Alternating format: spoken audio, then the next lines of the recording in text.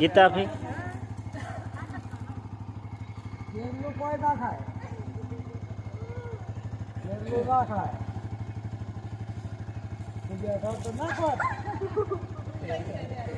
એક વાતનું અભિમાન હવે અમને કાયમ રહેશે ભગત, કે જેથી અમને વખતના ઘા લાગ્યા ને તેથી અમારી હારે કોઈ નતું. અમે જાતે મલમ લગાડી અને જાતે અમારા પગ ઉપર ઉભા થયા છે. એટલે હવે કદાચ સામે કોઈ માણસ આવે કે મુસીબત, અમને ફેર નહીં પડે.